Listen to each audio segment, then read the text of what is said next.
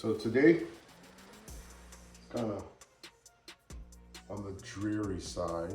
It's drizzling, and I felt like smoking the Pope. I've had this in the refrigerator for some time. I've been meaning to get to it, but today it feels like one of those days. I already got my sort of concoction of things that I'm going to be using. Nothing really special. I like this Bang Bang shrimp,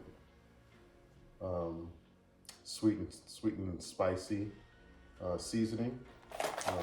They use it on. It's used on the Bang Bang shrimp. I can't remember the restaurant that we actually first tasted this, but it's pretty good. Seems like it works well with just about everything I put it on, or maybe it's just how my taste bud is calibrated. And I wanted to try this new thing, pork butt rub, and this seasoning my wife got seems to go well with just about everything too. And like Sam's had this, plus there was this one is sweet and tangy, but there was another one that was came in a two bottle package.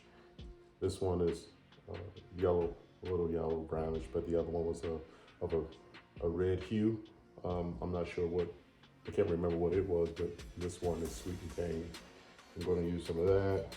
And I went ahead and mixed up some injection made up of the same stuff. And I don't know, we'll see what happens. I got a lot of deer meat too, so I may even smoke a deer today. But first, I'm just simply going to go and score my meat so that when I do put the seasoning in, it gets below the fat. I don't know if that's a proper technique or not, but I'm doing it.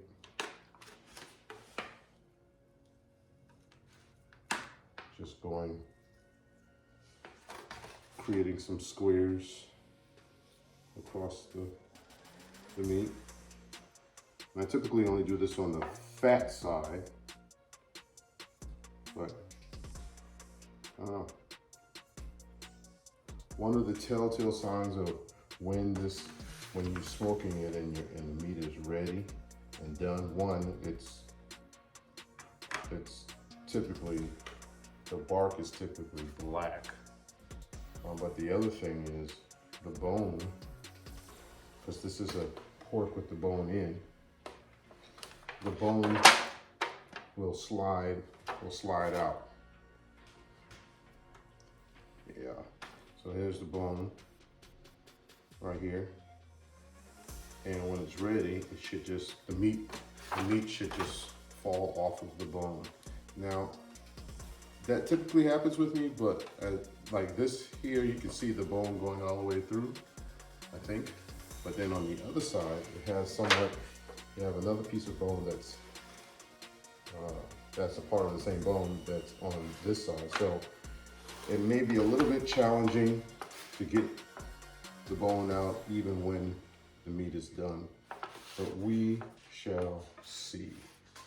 Let's see, so first, I guess I'll just sprinkle it with this rub and get it all over. Try not to get it all over the kitchen. My wife says I can never come in the kitchen and just season like a normal person, whoever a normal person is, like without getting seasoning everywhere. And I think if you don't get seasoning everywhere, you haven't done enough seasoning. So I want seasoning when I'm done. I want to find seasoning underneath my lapel. That's how much seasoning I feel like I've done a right job if I can find seasoning everywhere. Obviously, that's not the case. I just like to make sure that I give the the thing that I'm cooking an even spread of seasoning. I want to make sure that it has a proper chance of getting seasoning everywhere. So right now I'm moving back the different areas that I've cut, making sure I got seasoning all the way in there. So as it's cooking, in this fat is rendering that it will sort of, in my mind, be seasoning the meat and the seasoning will go throughout the meat throughout the entire cooking process. But I'm not a chef, I'm just a backyard guy who knows what he likes. I've had some success here and there with cooking. And see that, but you guys see that, can you see that? And I typically like to fold back. If there's any type of meat overlapping or areas overlapping, I make sure I get on the inside of that. And I put ample amount of seasoning in it, again, to just make sure that as it's cooking, that it has that I'm being fair throughout the meat, that it's getting everywhere. I don't want anybody to say bite in a piece of the meat and be like, huh, that seems a bit bland. That'll be the last thing anybody say anything about my seasoning technique, because I get it, like my wife says, everywhere. This has to be feels like it's about a 10 pound, 8 or 10 pound pork butt. It's pretty stout.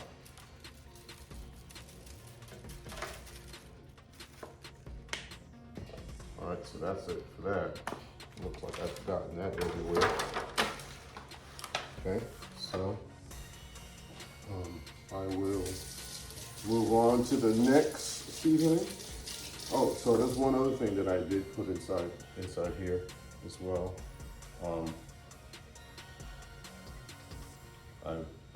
So the liquid content is not water, it's Blue Moon. All right, so put this on. Again, trying to make sure I get it in all of the areas of the meat. You know, at one time, I used to cook a lot. When I was single, I would try just about everything. I would experiment a lot. And once I got married, it seemed like my focus went elsewhere. We just kind of divvied up responsibilities, so to speak. And I lost some of my skills, I think. You know what they say, if you don't use it, you'll lose it. There's some truth to that. I still like cooking, and just sometimes I just don't have the time to do it with all the other responsibilities that I have. You know, as a husband, as a father, as a son and brother.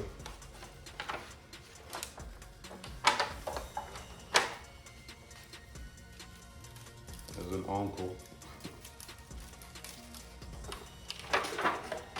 Wear many hats. Wear many hats. The bad thing about wearing many hats is that, you know, you're only one person. And I kind of smile when people say, you know, I gave 120%. Well, how do you do that? How do you give 120%? I don't know, maybe if anyone can explain that, it's what my way of understanding. I'm not the most solid person in math, but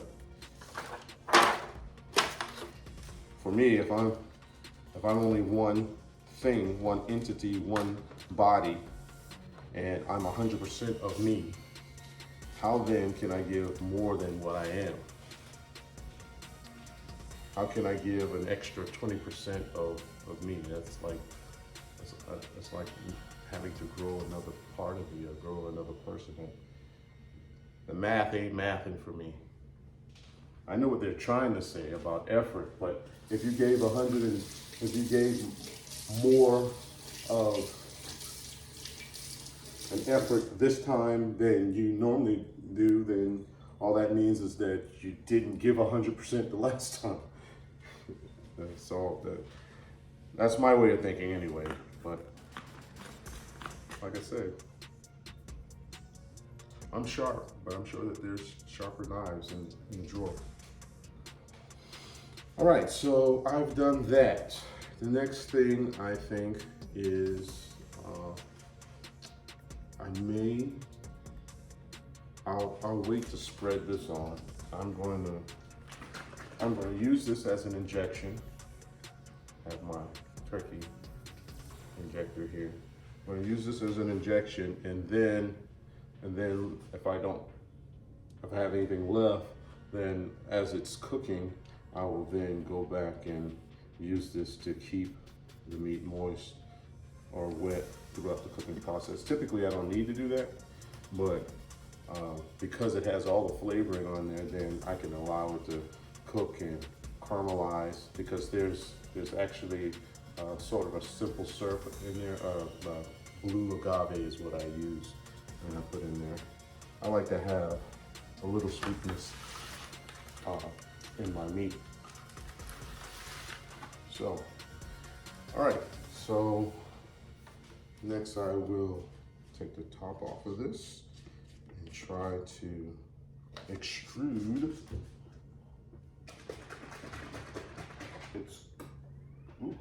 put me in the eye. Some of the content and inject it into the meat.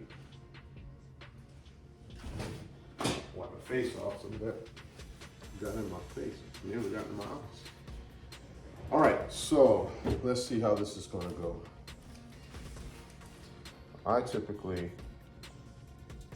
The holes in this thing is big enough to accommodate some of the seasonings that are in there. I try to make sure that it's broken down enough to at least get through the eye of the needle here on the injection needle. And what I do, and I guess what everybody else does, I stick it in, go to the middle, and as I'm injecting, I pull out slowly. I just kind of go crazy in all directions.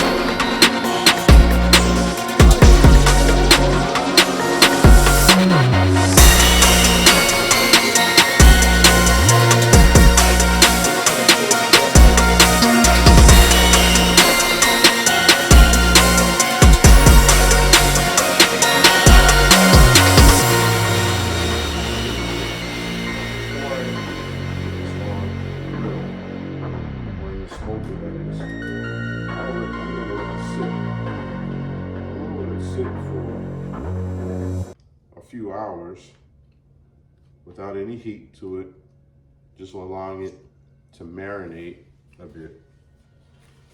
Oh, gotta loosen up that back and the hip. Oh, I gotta work out a little bit more. The older I get,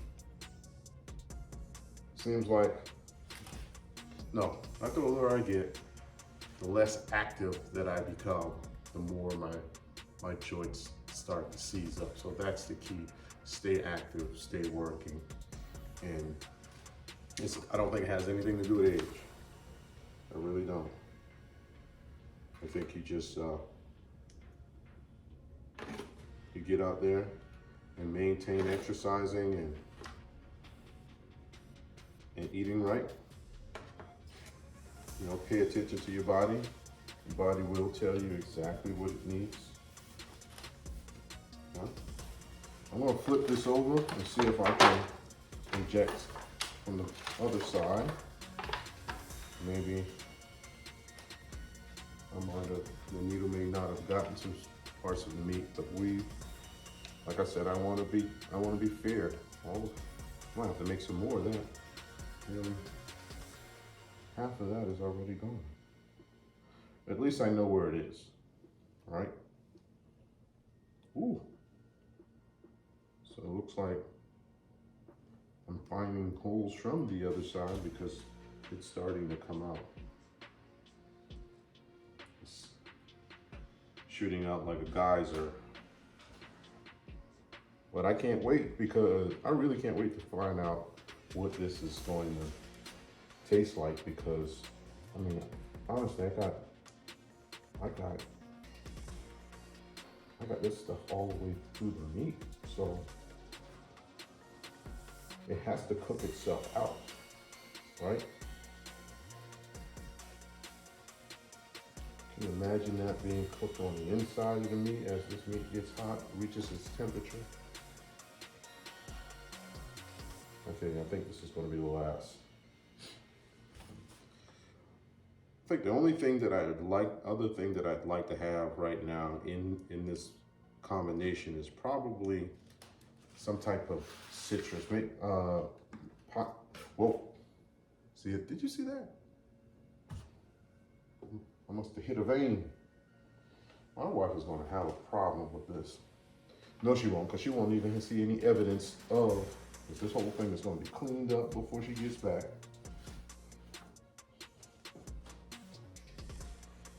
I'm going to have to mop and clean this whole kitchen before she gets home. All right.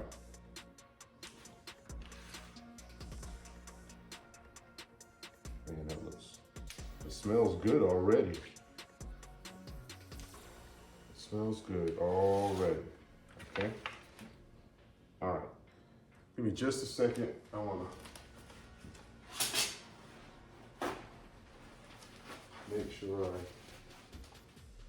wipe this up before it stains the floor.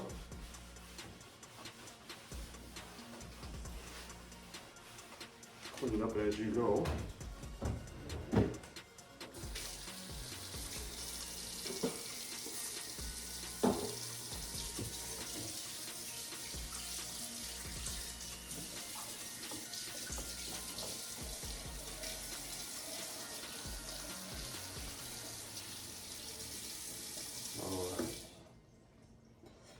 All right, so next I'm going to put this rub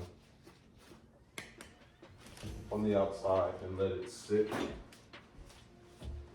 And let it sit for a few hours.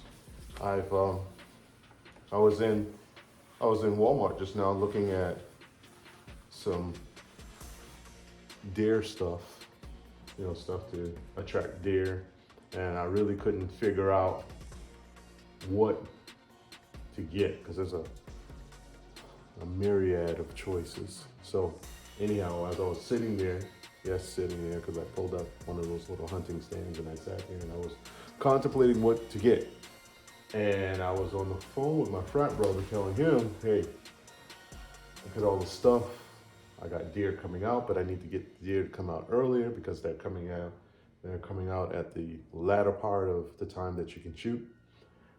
And of course, nobody wants to break the law, right? I mean, if it says stop shooting at a certain time, you stop shooting. It's not worth it to lose your privileges simply because you want to get a piece of deer or a deer meat. Yeah, it's just not worth it. So anyhow, I was trying to find a way to attract the deer, getting them there earlier and staying longer. And this guy walks up and he said, hey, I overheard your conversation. Can I give you a bit of advice? Something that we've tried and has been very successful at. And I was like, cool, sure. I'm way open. So he said, basically get some corn, loose corn, and drizzle it with maple syrup and mix it in, and then even sprinkle, if you want a bit of a kick to it, sprinkle a little bit of table salt in it. I was like, sweet and salty. It works for me. Perhaps it'll work for the deer. So then that's what I did. I went and bought a small bottle of maple syrup, mixed it in the corn, and I sprinkled it with some salt. And so that's what I'm going to be doing as this thing is resting and taking on all the flavors that I've injected it with, okay? So last thing is this, and then I will cover it up, put it back in the refrigerator, let it sit for a while. Ooh, that smells good. Oh, man. Let it sit for a while, and then I will go out and spread my concoction for the deer. I'm just gonna pour this on here and spread it about. Make sure it gets everywhere. I really should score this side too, I think, but this is a trial, a test. Trying to figure some things out. So we'll see what happens here. Man, that smells so good already. Get some of that down in there.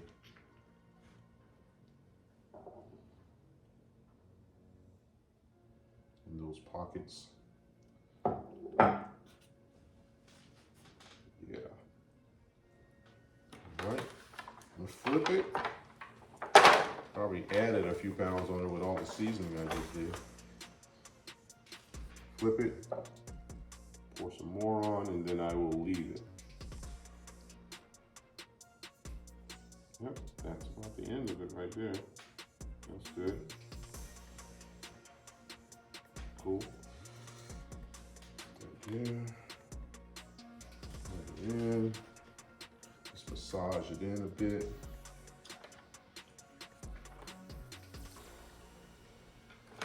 Yeah. Then we will let it sit. Okay. All right, so clean up my hands. Go get me some foil paper. Cover it up a bit.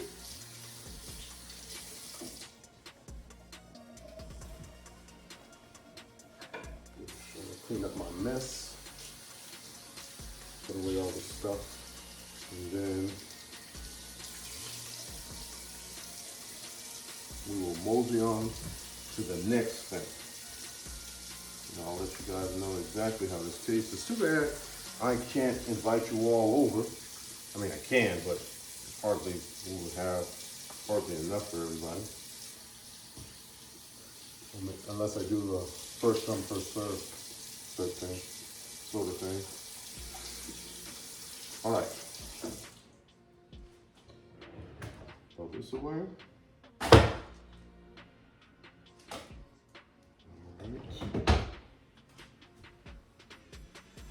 to mix a little bit more of this. And so the other thing is, I have the smoker that I have. It's a grill with a side box.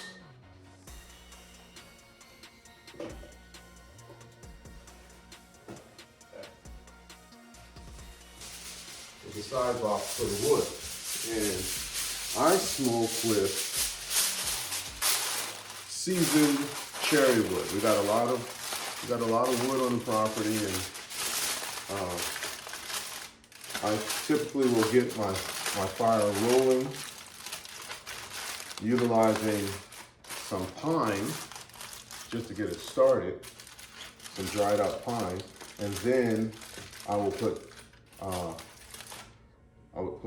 chunks of oak wood, hardwood oak in there to keep the fire going for a long period of time, and then I will then top it off with cherry wood, and this whole thing is being smoked with typically the pine has already burnt off. I just use it to get the fire going, but what is left is some oak wood, the charcoal from the oak wood, and mostly cherry.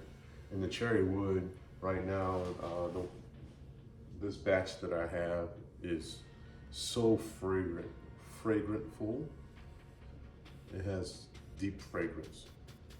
It smells good, really good. The fragrance is really rich. So I hope that has a positive influence on the outcome. So, all right, I already covered this up. What I'm gonna do is stick it in the refrigerator, and then we'll meet you at the grill. All right.